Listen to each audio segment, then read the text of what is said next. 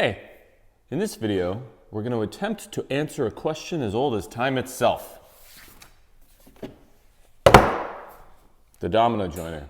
Is it worth the ridiculous price tag? We're going to walk through the features of the domino joiner, we're going to walk through some competitors of the domino joiner, and we're going to give you our honest, unbiased opinion on whether or not this is worth the money. And to prove that it's unbiased and that this video is not just sponsored by Festool, we went out and got another sponsor. This video is sponsored by Foreo. So check out the video description, follow along the video, and decide for yourself whether or not you should spend money on one of these. Or one of these.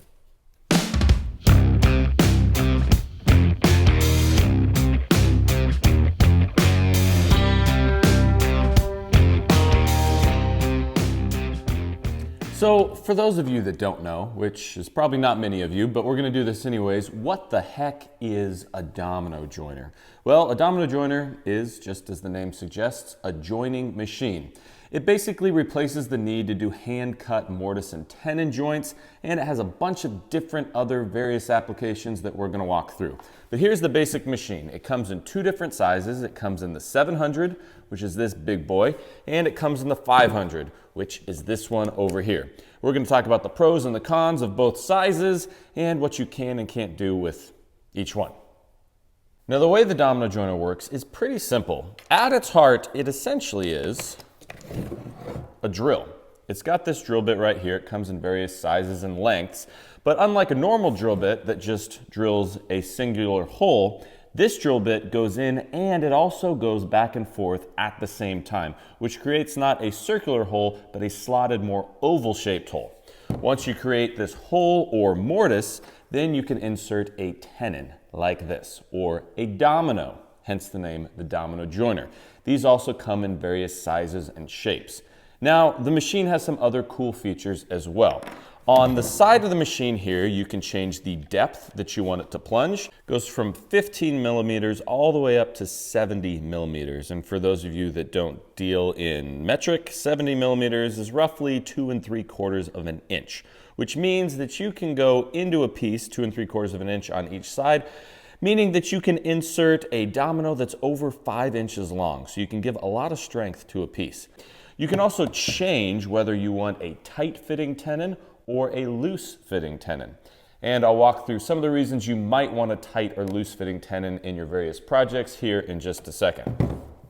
Also, the cool thing about the domino joiner is that you don't have to just use it on a flat, plain, level.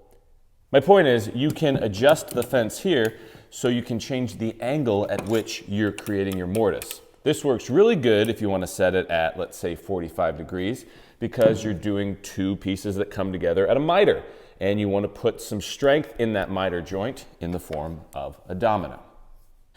The other nice thing about the domino joiner is its versatility in bit size. You can switch out the bit depending on what size domino you want. Right now we have an 8 millimeter bit in here, but for this big domino, it goes all the way from 8 millimeter up to 14 millimeter. I don't even have one of those. The biggest I have is a 12, which corresponds with this domino here. This thing is so big and beefy, I don't know why you would ever want a 14 millimeter, but you can do it if you want. The 500 is very similar to the 700 with a few slight differences. It still plunges the same way. It still creates a mortise that you can insert a tenon into. The real difference here is the size and the capability of the machine. The 700 goes from 8 millimeter all the way up to 14, and it can plunge up to 2 3/4 of an inch into a piece. So you can do large scale pieces of furniture with a larger domino. This one doesn't have that capacity. Here's the bit on the smaller 500 versus the bit on the larger 700. So you can see you get a lot more depth with the 700 than you can with the 500. Now, there's a few nice things about the 500 though. Instead of having one tenon setting, it's got a tight, it's got a medium loose, and then it's got a really loose right there on the top. So with all the cool features and functionality of both the domino joiners, you might be asking yourself, why wouldn't it be a good idea to purchase one? Well, it's because they're crazy expensive.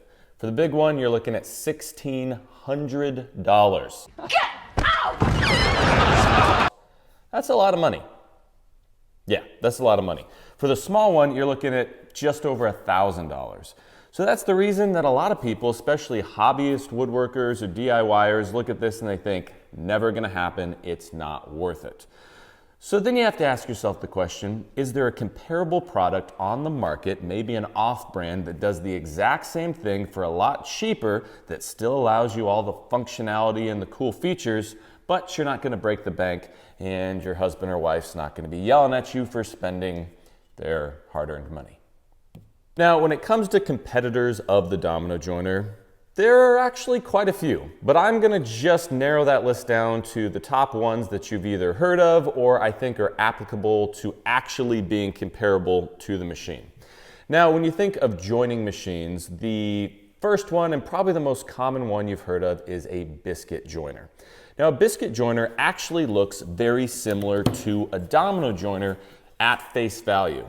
It's got a fence that you rest on top of your work and it plunges in and it cuts out a mortise, just like a domino joiner. The difference is instead of a drill bit, a biscuit joiner is using a small circular saw blade. So instead of cutting a deep mortise, it cuts a pretty shallow mortise. And the difference is it's not a structural joint. A biscuit joiner is great for aligning two pieces together or mitering picture frames, but you would never want to use biscuits to add strength to a giant trestle table leg.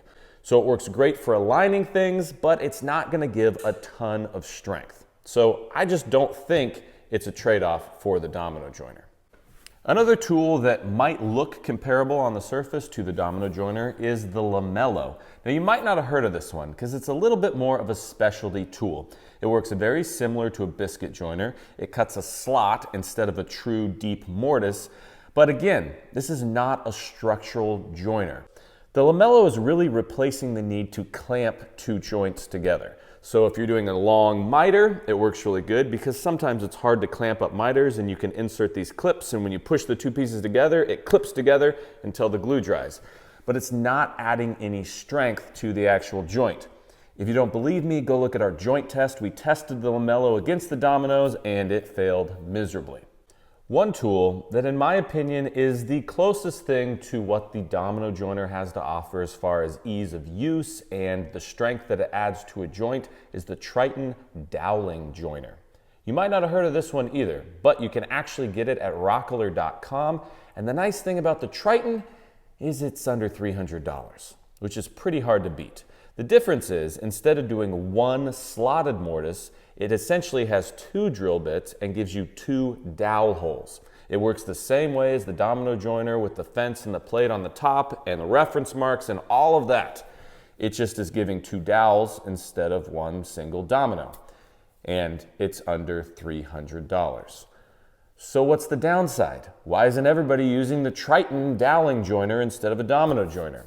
Well, it does have one big drawback. It will only plunge about 1.5 inches into each workpiece, which means for smaller items, it definitely is adding some strength to that joint because it goes up to a 1/2 inch round dowel.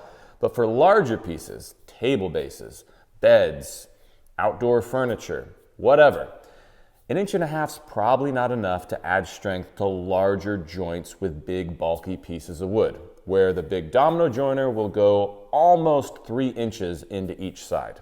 So when you're looking at the pure strength it adds to a joint, it still doesn't compare to the domino joiner. But it is cheaper. So if you're using it just for smaller items, well, get on Rockler and buy yourself one of those. Save $700 to $1,200. So I've given you some competitors and I've shown you how the thing works, but let's talk about the cons, because with any tool there are definitely cons. Number one, we've already mentioned it, the big con is the cost. Do you have $1,600 lying around that you can spend on the big guy or over $1,000 for the small one? That's a pretty big con. I mean, you're gonna have to give somebody a lot of money. What the hell is this, pennies? You penny change? That's all I got. Oh, you got to have bills, paper money. You can't pay with this. Another con, and I understand this doesn't apply to everybody, is that as a YouTuber giving instructional content, the second you pull out a domino joiner, everybody hates you. A domino joiner? What an idiot. Tengo el gato en los pantalones. Mi lechuga es mucho suave. Ah, mi madre es muy caliente. Ah. No, a domino joiner. Throw it in the fires of Mordor. Well, howdy. Is he using one of them damn fangled domino joiners? Well, hell no. Is he using a domino joiner?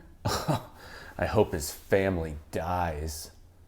Another con that has been brought up about the domino joiner in the past is that it doesn't always cut a consistent mortise.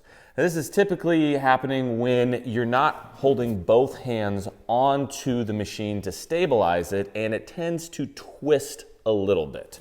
Basically, if you have one hand up here stabilizing it and your other hand is plunging the machine, well, it's not supporting it enough, and it can make that mortise twist, and it can make your work a little uneven. If you're getting inconsistent cuts when you're mortising using the domino joiner, chances are, as I mentioned, it's because you're not stabilizing the tool well enough. But Jason, how can you stabilize the tool with both hands and still manage to plunge it in? Well, if you've seen any of my videos, you know that I am the inventor of the patented hip thrust technique. One hand at the top, two hands at the top, hip thrust, hip thrust, hip thrust. You know, I invented this, but now it's starting to catch on. And as I peruse YouTube, it seems like everybody else is doing it too.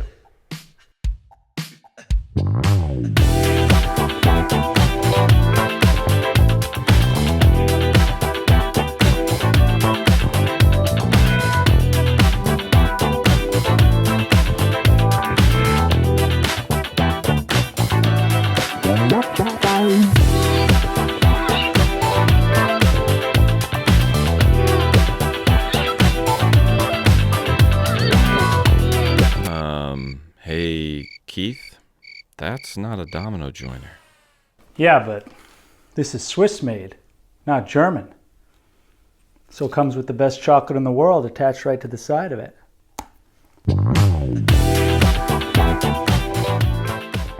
You guys, can I tell you a secret? I've never been a big believer of skincare. But you know who is? My wife. She's always smearing goop and cream and doing stuff to her face. So I've been thinking, as her husband, what would be a good gift? So I've been doing a lot of research on the subject of beauty care, skincare, and in all that research, I kind of got discouraged. That was until Foreo reached out to me with their new Bear device. Looking into it, I was happy to find out this might just be the perfect gift for my wife. Foreo is one of those cool companies that's like merging two worlds together. They got the beauty care line, but they're merging it together with some pretty insane microcurrent technology. Microcurrent technology is a low voltage electrical current that offers a natural, non-invasive, instant facelift. Now, I don't claim to be an expert in women, but what lady wouldn't like a natural, non-invasive, instant facelift? Bear is the first FDA-cleared medical microcurrent device with an anti-shock system that visibly improves signs of aging by gently energizing and firming the 69 muscles in the face and neck. Anti-shock device sounds pretty good because the last thing I want to do is give my wife a present that's going to shock her face. According to their website, Bear is clinically proven to reduce wrinkles and fine lines in just 1 week. Well, that's pretty good. 95% of users report that their face looks younger and their cheekbones look more lifted. Now, if you want a good gift for that special someone in your life, then make sure to check out the link in the video description and check out Foreo's Bear device. It's pretty cool. So one of the main and most common uses of the domino joiner is using it to strengthen a joint. Now, if you're building a table base or a bed or a big beefy piece of furniture and you have some crazy joints going on and you want to add strength to the joint itself, I cut this big old 4x4 to miter for an example. Well, you can't just glue this up and expect it to hold your grandma when she's up on the table dancing. So you want to put something in there. That's why the domino is perfect. Now, we already pre-cut out mortises on both sides. We stacked them on top of each other to add a little more strength, and we used the 12 millimeter. So these are pretty beefy dominoes. Now that we have them cut, all you have to do is insert the dominoes into both sides. Give them a little taparooski like that, and then add a little glue, of course, if you're really gluing this up. Insert the other one.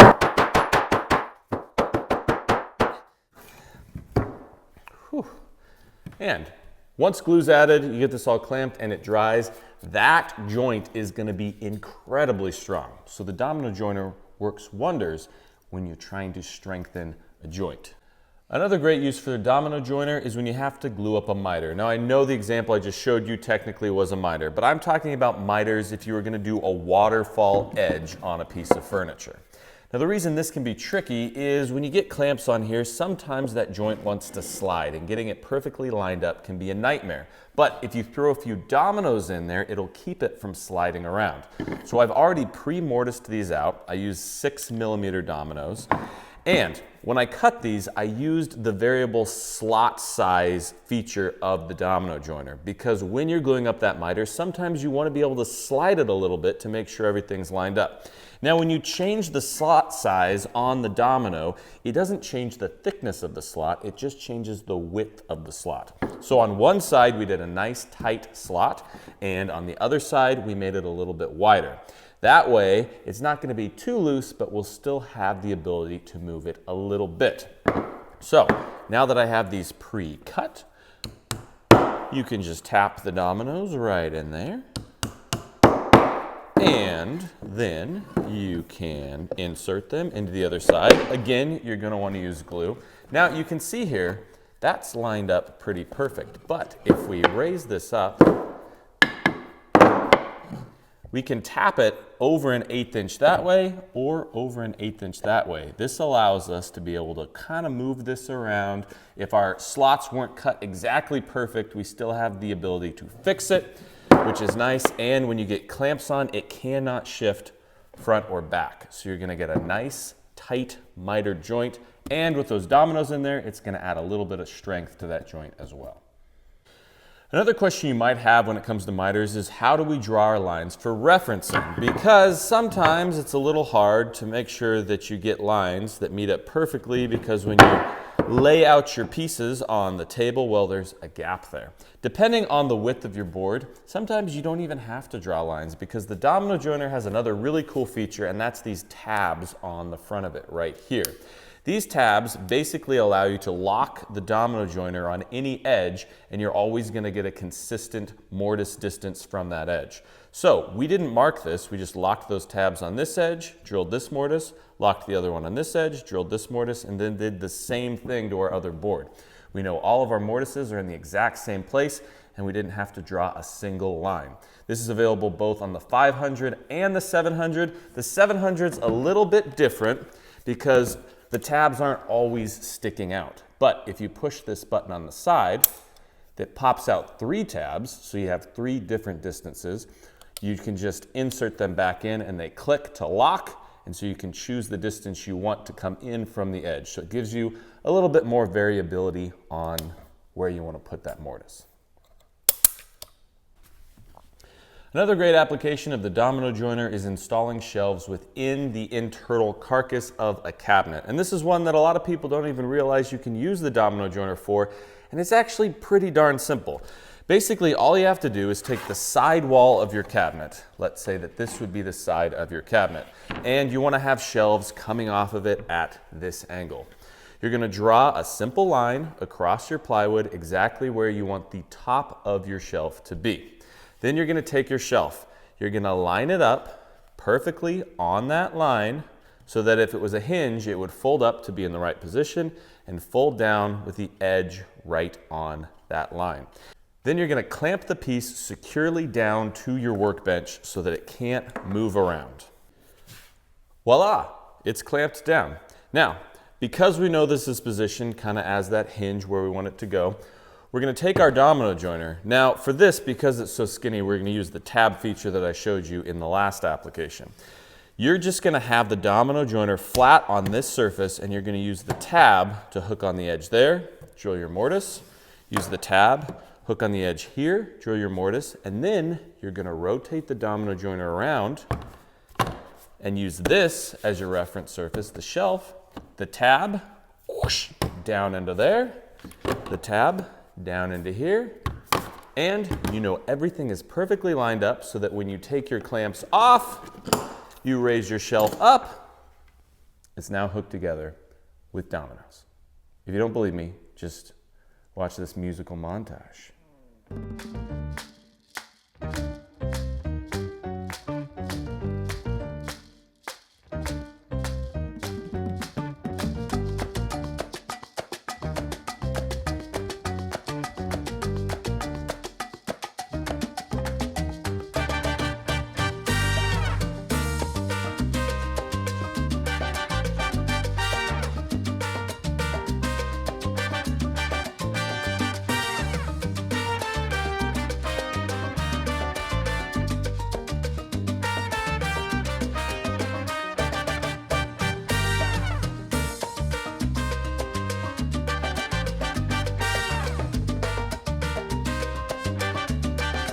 As you can see, we did that in real time. It didn't take very long. It's a great way to lay out your shelves and hook them together. The one thing you got to remember is when you're going into plywood, it's not that thick. So just change your depth setting from the shelf to the actual side of your carcass.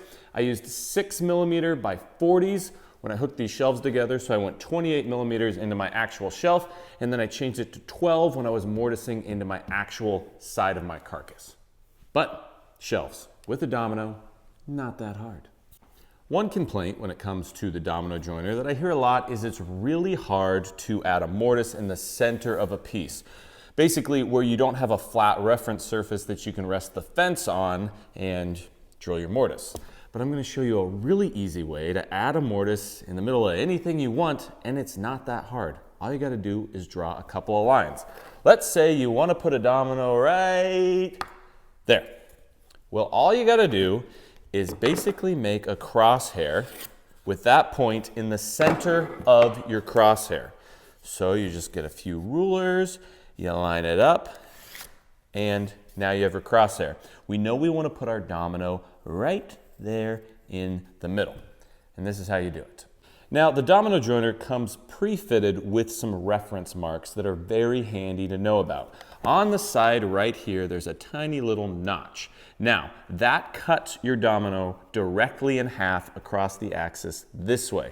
Then on the bottom of your domino joiner, although it's hard to see on camera, there's a line right down the middle of your domino joiner. That cuts your domino directly in half on this axis. So, with our crosshairs here, all we have to do is line up our notches on the side of the machine and our notch on the bottom on our crosshair. And we know that when we plunge the domino, it is going to be exactly in the center of that X, which allows us to put a domino any place we want. And as I mentioned, it's not that hard. The only hard part about this is trying to use the hip thrust technique in this position. Another way that I use my domino joiner all the time is when I'm building tables and I'm trying to attach my tabletop to the table base. Now, when I do that, I like to use these little Z-clip fasteners. I'll put a link down in the video description. These are great because they're made to flex. The trick is when you attach a tabletop to a table base, sometimes with seasonal wood movement, you don't want that thing screwed down and permanently affixed because as the wood expands and contracts, it can cause your tabletop to crack. So the way the Z-fasteners work is they just slide into your table base and then they screw directly to the bottom side of your tabletop. But in order to do that, you need some sort of slot in the table base. Now I used to just do this on the table saw. That wasn't until I realized that I can simply cut out a small mortise with the domino joiner and it perfectly holds my Z-clip into my table base and allows me to screw it into my tabletop. This also looks a lot cleaner because instead of having a groove cut all the way around my table base, I just have a few small mortises where I need them to attach my clips. Now that I've shown you some well-known practical uses of the domino joiner, I'm going to let you in on a few little secrets. some not so well known, but still very practical uses of the domino joiner. Opening a beer.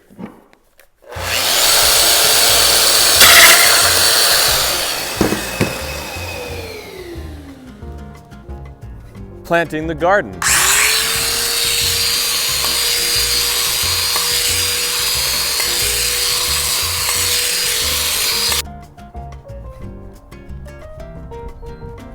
Hanging up pictures around the house.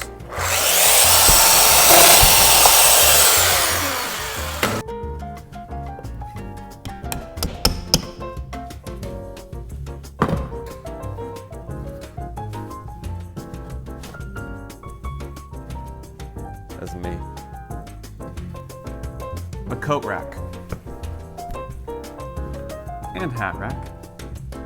Well, there you have it. A quick overview of the domino joiner and its competitors. The question still looms, is it worth it? And my question to you would be, how important is your time? Because that's really what it comes down to. The domino joiner is incredibly good at saving you time, making jobs more efficient, and making a lot of applications a lot easier. But if you're a DIYer or a hobbyist and you're not doing this for money, your time might not be that important to you. But if you're a professional, and the quicker you get things done, the more money you potentially will make, I would say hands down, it is worth its weight in gold. Be sure to check out the video description down below for links to, number one, our Patreon account. If you're not signed up on Patreon, you're gonna wanna do so right now because we're running our Patreon contest where you could win a chance for me to come out to your shop and the both of us can build a project together. You also get $1,000 to help with supplies and materials, so that's not a bad gig. Also, check out our second channel, Bourbon Bites, all the same content in bite-sized form. If you haven't subscribed over there, do it now. I'm gonna go drink that beer full of aluminum shavings and hope I don't die.